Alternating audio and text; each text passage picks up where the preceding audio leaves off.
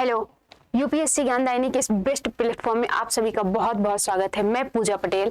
अभी तक हम लोग गुप्त काल पढ़ रहे थे, तो और गुप्त काल में जितने राजा थे, समुद्रगुप्त, पहले संस्थापक कौन थे तो श्रीगुप्त थे, फिर उसके बाद चंद्रगुप्त प्रथम के बारे में बात की, फिर उसके बाद समुद्रगुप्त, चंद्रगुप्त विक्रमादित्य, फिर उसके बाद कुमारगुप्त, फिर स्कंदगुप्त।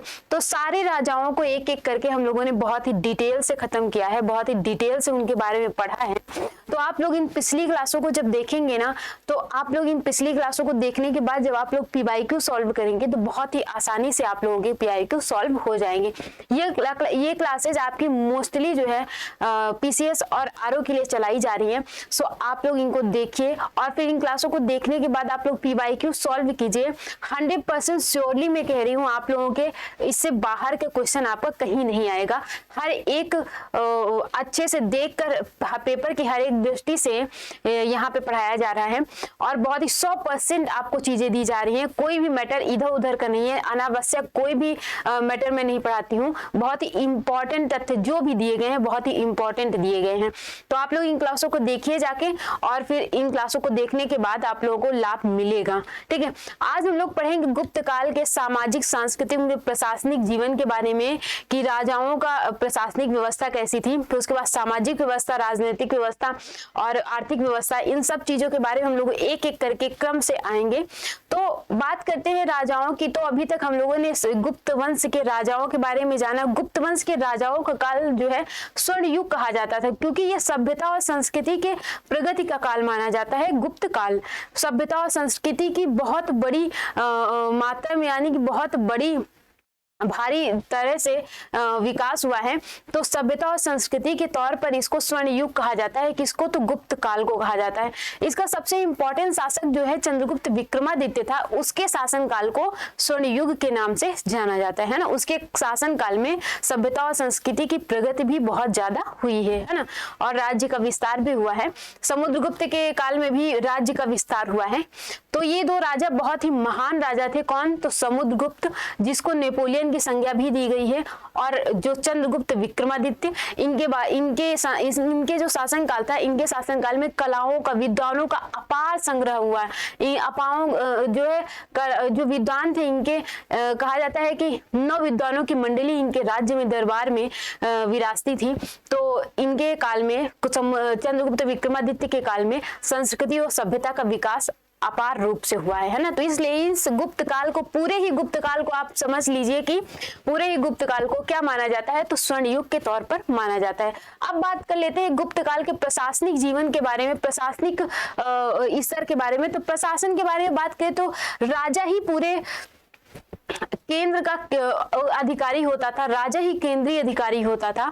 सबसे महत्वपूर्ण, सबसे प्रमुख जो होता था तो वो राजा ही होता था। लेकिन उसकी सहायता के लिए कुछ लोग होते थे जिनको मंत्री कहा जाता था। तो उन मंत्रियों में जो आसीन होते थे, तो उन मंत्रियों के जो पद होते थे, तो उनके पदों को आज हम लोग जानेंगे, क्योंकि इसके जो गुप्त काल के मंत्री के जो पद हैं ये बहुत ही महत्वपूर्ण है और ये पूछे जाते हैं एग्जाम में कि ये पद जो है ये क्या कार्य करता था, कब? गुप्त काल में, है ना। तो आज हम लोग बात करेंगे इसके प्रशासन के बारे में। तो राजा ही केंद्र होता था, और क्या होता था कि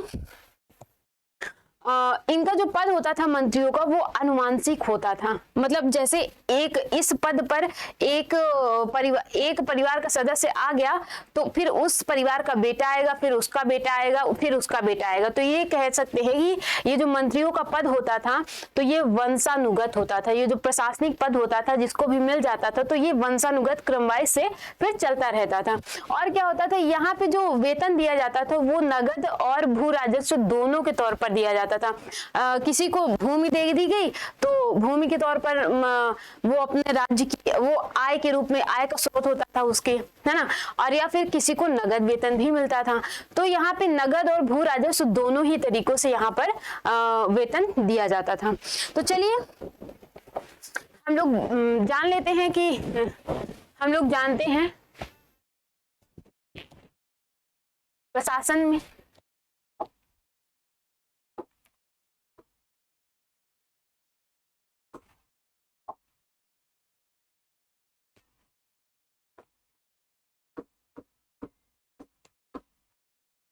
प्रशासन। प्रशासन में कई कई पद तो ऐसे होते थे गुप्त काल में जो एक ही व्यक्ति के पास कई कई पद होते थे, कई कई पद होते थे। वो व्यक्ति कौन है? तो वो व्यक्ति है हरिसेन। हरिसेन के बारे में हम लोग बात कर चुके हैं समुद्रगुप्त के काल में। समुद्रगुप्त के काल में इसने जो है प्रयाग स्तंभ जिसको कहा जाता है, तो उसकी इसने रचना की थी, उसमें लिखा था इसने। और वो किस शैली में लिखा गया था? तो वो चिंपू शैली में लिखा गया था। तो उसको किसने लिखा था? तो वो हरिसेन ने ही लिखा था, जिसको कहते हैं प्रयाग प्रशस्ति, है ना। तो चलिए हम लोग अब बात कर लेते हैं हरिसेन के बारे में। सबसे पहले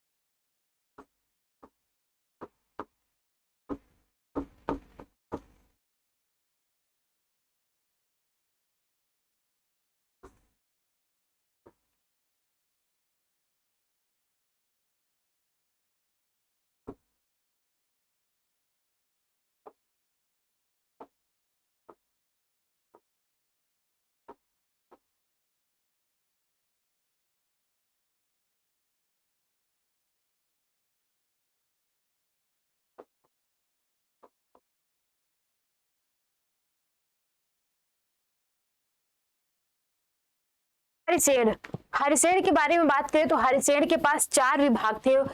गुप्त काल में 4 विभाग थे, और वो कौन कौन से थे? तो वो था एक संधि विग्राहिक, खाद्य पाकिक, महादंडनायक और संधि महादंडनायक, सॉरी 2 बार लिख गया, एक ही पद 2 बार लिख गया। वो कौन सा था? कुमारामात्य। जो चौथा था वो कौन सा था? कुमारामात्य।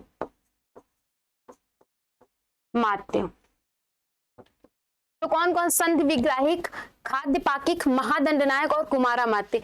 ये पीसीएस के प्री में भी पूछा जाता है, आरओ में मोस्टली तो बहुत ही रेयर देखने को मिला है। अगर पूछा भी जाएगा तो 1 दे दिया जाएगा, उसके बाद नहीं पूछा जाता। लेकिन आपके नेट जेआरएफ का जो पेपर होता है ना, उसमें ये चारों दिए होते हैं या फिर 3 दिए होते हैं और 1 नहीं दिया होता। ये नेट के एग्जाम में बहुत ही ज्यादा पूछा जाता है, यूजीसी में बहुत ही ज्यादा ये वाला क्वेश्चन आता है, कई बार बहुत ज्यादा पूछा गया है। तो ये क्वेश्चन यूजीसी की दृष्टि से और पीसीएस प्री की दृष्टि से बहुत ही ज्यादा इंपॉर्टेंट है ना। तो ये संधि विग्राहिक, हरिसेन ने 4 विभागों का मंत्री था हरिसेन। कौन सा था? तो वो संधि विग्राहिक, खाद्य पाकिक, महादंडनायक और कुमारामात्य। ये 4 जो विभाग थे वो किसके अंडर में आते थे? तो वो हरिसेन के अंडर में आते थे। हरिसेन 4 विभागों का नेतृत्व करता होता था, ठीक है, उस टाइम पे। ये बात आपको बताना बहुत ही आवश्यक था ना। अब इनके कुछ प्रमुख अधिकारी तो बहुत हैं, लेकिन प्रमुख अधिकारियों के बारे में जानेंगे और उनका मतलब उनके बारे में जानेंगे, क्योंकि उनका कार्य क्या होता था, है ना, उनका कार्य क्या होता था। तो चलिए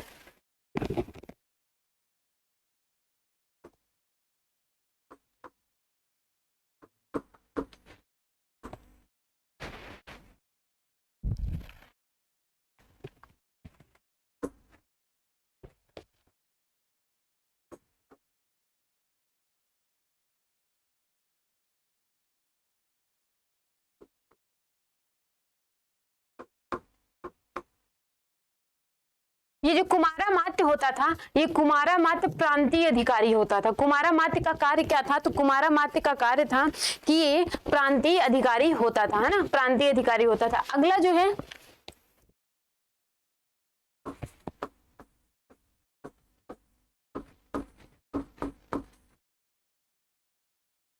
महासेनापति, ये क्या कार्य करता था? ये युद्ध और न्याय का मंत्री होता था। युद्ध और न्याय का मंत्री होता था, है ना। इसका कार्य क्या था? महासेनापति का तो युद्ध और न्याय जैसे कार्यों को करता था। इसके अंदर युद्ध था और न्याय जैसे कार्यों को करता था। अगला है महासंधि विग्राहिक।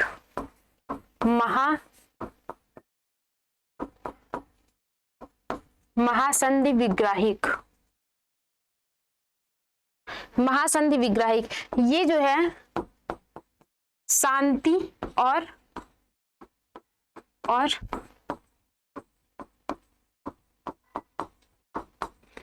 वैदेशिक नीति को संभालता था, शांति और वैदेशिक नीति को संभालता था। तो कुमारामात्य क्या करता था? तो कुमारामात्य एक प्रांतीय अधिकारी होता था। महासेनापति, महासेनापति आपका युद्ध और न्याय का प्रमुख नेतृत्व करता था। ये न्याय भी देखता था, न्याय का कार्य भी देखता था और युद्ध भी देखता था। और बात आती है महासंधि विग्राहिक की, तो ये दो पक्षों के बीच में संधि विग्राहिक, आप जानते हैं संधि विग्राहिक मतलब कि शांति व्यवस्था की स्थापना करता था। और वैदेशिक नीति जैसे आज हमारे वर्तमान समय विदेश मंत्री होते हैं, तो उस टाइम पे संधि विग्राहिक का पद होता था। तो वो विदेशी मामलों को राजा के पास रखता था, है ना, जितने भी विदेशी मामले। और विदेशी मामलों को कौन संभालता है? अब वर्तमान में तो विदेश मंत्री, और तब गुप्त काल में कौन संभालता था? तो महासंधि विग्राहिक जो है वो विदेशी मामलों को संभालता था। ठीक है, आगे बात करते हैं हम लोग।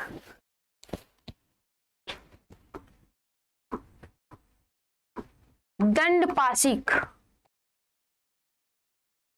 इसको दंडपाशिक को बोलते हैं पुलिस विभाग। पुलिस विभाग जो आजकल हम लोगों की पुलिस है, पुलिस विभाग, तब उस टाइम पे पुलिस को क्या बोला जाता था? तो उस टाइम पे दंडपाशिक बोला जाता था। और दंडपाशिक के सहायक होते थे चाट और भाट। इसके जो सहायक होते थे छोटे छोटे चाट और भाट, ये सहायक होते थे। किसके? दंडपाशिक के। चाट और भाट क्या होते थे? सहायक होते थे। किसके होते थे? तो दंडपाशिक के सहायक होते थे, है ना।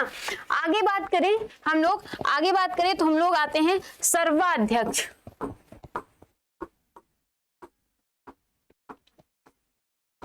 सर्वाध्यक्ष ये सभी विभागों का मंत्री होता था। सर्वाध्यक्ष जो है ये सभी विभागों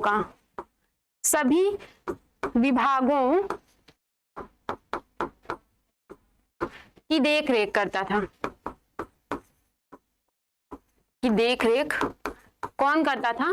तो वो सर्वाध्यक्ष करता था। सर्वाध्यक्ष जितने भी विभाग थे, जितने भी मंत्रियों के विभाग थे, उन सभी की देख रेख करता था। कौन? सर्वाध्यक्ष, है ना। अगला कौन सा है? तो अगला है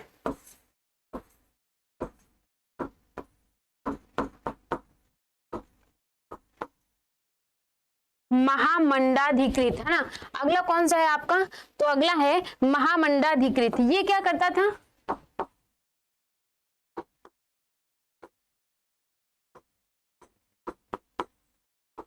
ये राजकोष अधिकारी होता था, है ना। ये कौन सा अधिकारी होता था? महामंडल। इसके नाम से इसका कार्य बिल्कुल अपोजिट है, बिल्कुल नहीं मिल रहा। तो आप लोग जो नाम से बिल्कुल नहीं मिलता, आप लोग उनको ध्यान जरूर दीजिएगा। तो इसका नाम इसके कार्य से बिल्कुल अपोजिट है, बिल्कुल भी नहीं मिलता।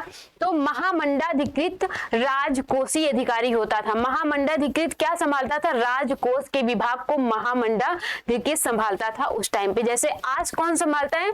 आज वित्त मंत्री है ना। तो वैसे उस टाइम पे क्या कौन होता था? तो महामंडाधिकृत नामक अधिकारी होता था। ध्रुवाधिकरण, ध्रुवाधिकरण ये इसका कार्य क्या होता था? ये भूमिकर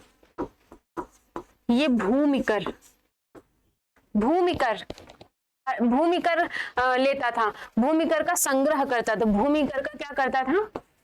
ये संग्रह, भूमिकर का संग्रह कौन करता था? तो उस टाइम पे ध्रुवाधिकरण करता था। कौन करता था? ध्रुवाधिकरण जो है, आप लोग इनको नोट करते जाइएगा। ध्रुवाधिकरण उस टाइम पे क्या करता था? तो भूमिकर का संग्रह करता था। अगला आगे बात करते हैं हम लोग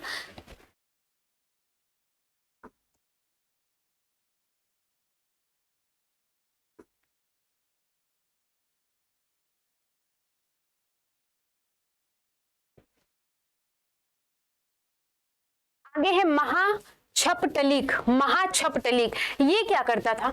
तो महाछपटलिक जो है जो प्रशासन में उस टाइम पे जो होती थी उनकी नीतियों को लिपिबद्ध करता था। नीतियों को या फिर महत्वपूर्ण कागजों को, महत्वपूर्ण नियमों को ये लिखता था, लिपिबद्ध करता था, है ना। तो ये क्या करता था?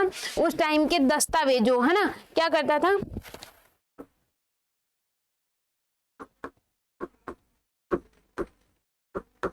दस्तावेजों और जो उस टाइम पे राजाज्ञा होती थी, जो राजा की आज्ञा होती थी, राजा नए नए नियम चलाते थे, है ना, राजाज्ञा को लिपिबद्ध करता था। लिपिबद्ध करता था। लिपिबद्ध करने का मतलब क्या होता है? लिपिबद्ध करने का मतलब होता है कि लिखना। जो राजा नए नए नियम बनाए और तो उनको लिखना होता था, ठीक है। इसका सहायक एक होता था, कर्णिक होता था। इसी का सहायक जो होता था, ये महाछप्तरी का सहायक होता था कर्णिक। उसका कार्य क्या होता था?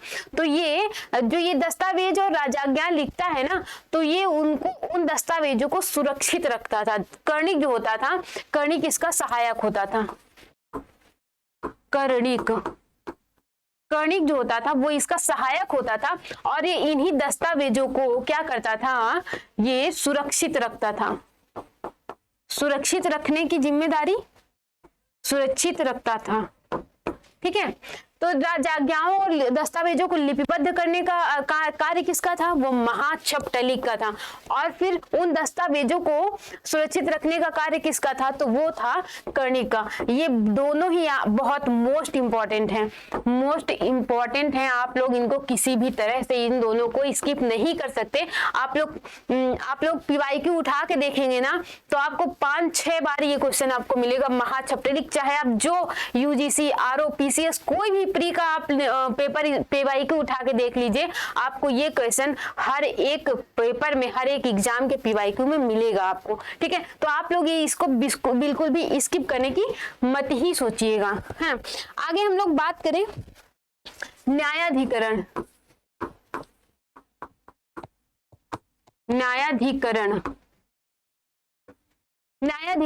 ये भूमि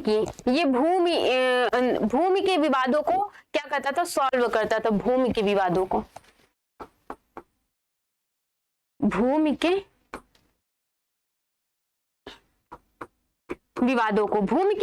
कह लीजिए, और या फिर कह लीजिए कि दीवानी विवादों को कौन सॉल्व करता था? तो ये न्यायाधिकरण सॉल्व करता था, ठीक है। ये केवल आपके भूमि के संबंधित विवादों को ही सॉल्व करता था, फौजदारी मामलों को सॉल्व नहीं करता था। ओके, चलिए आगे है, एक है आपका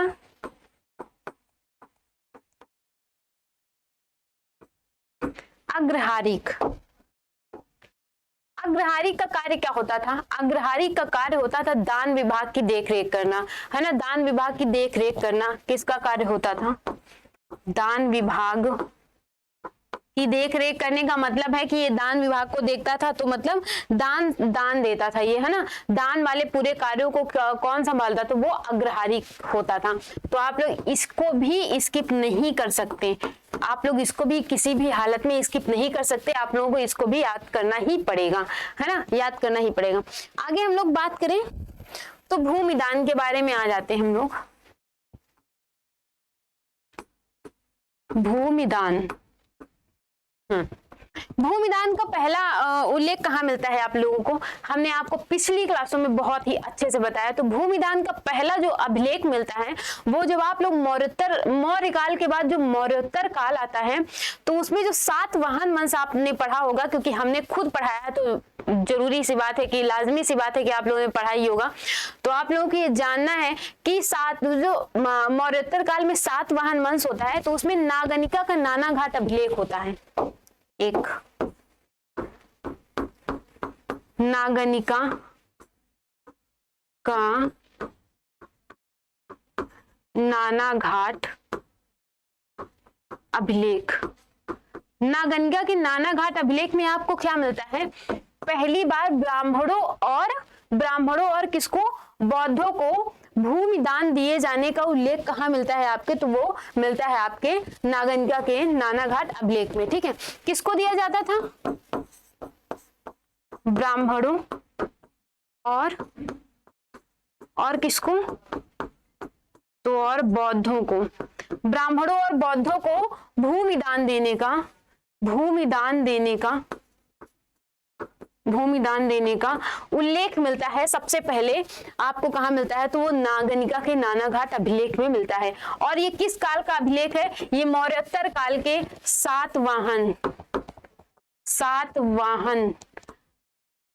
सातवाहन वंश का अभिलेख है।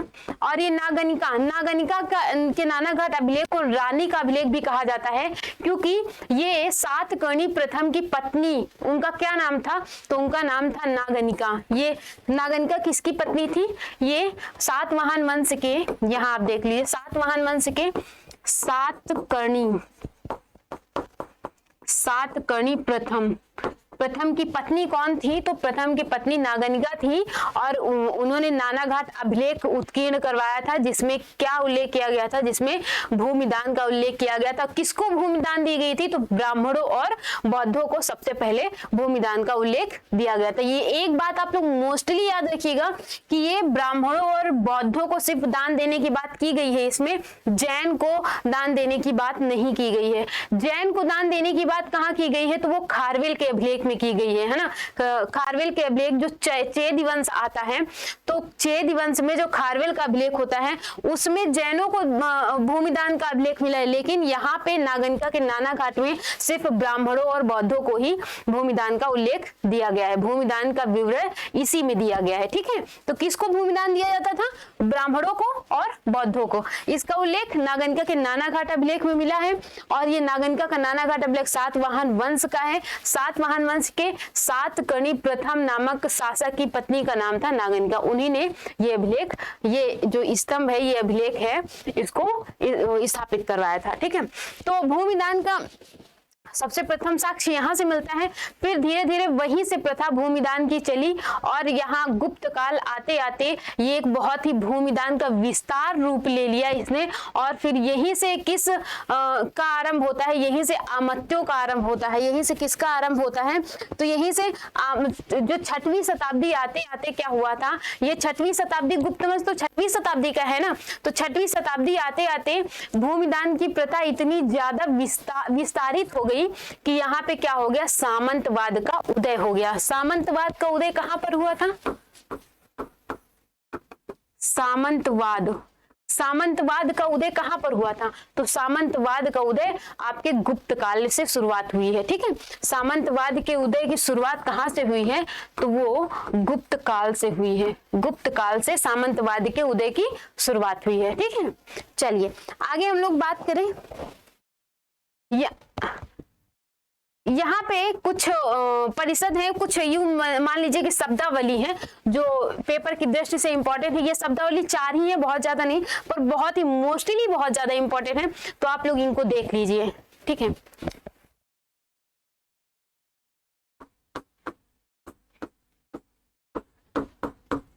नगर श्रेष्ठी ये किसका प्रधान होता था,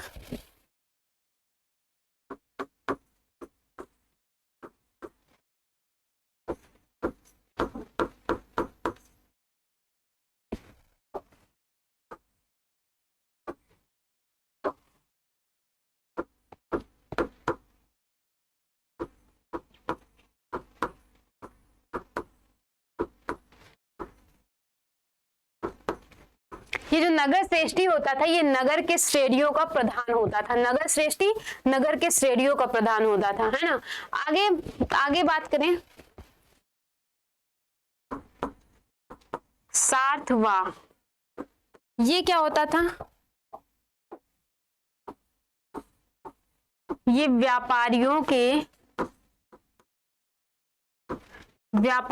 के समूह का प्रधान होता था। समूह का प्रधान कौन होता था, तो वो होता था सार्थवा। सार्थवा कौन होता था, ये व्यापारियों के समूह का प्रधान होता था सार्थवा। और नगर श्रेष्ठी नगर के श्रेणियों का प्रधान होता था। इनमें बहुत माइनर अंतर है, तो आप लोग बहुत ही ध्यान से सुनिएगा और आप लोग इन चारों को स्किप नहीं कर सकते, बिल्कुल भी स्किप नहीं कर सकते। अगला है प्रथम कुलिक। प्रथम कुलिक इसका क्या कार्य होता था, तो ये प्रथम शिल्पी होता था। ये प्रथम शिल्पी होता था। शिल्पी होता था। मतलब कि शिल्पियों का प्रधान कौन होता था? तो शिल्पियों का प्रधान होता था प्रथम कुलिक, है ना, प्रथम कुलिक शिल्पियों का प्रधान होता था। अगला है, लास्ट है, यहाँ पे देख लेते हैं, लास्ट कौन है? प्रथम कायस्थ।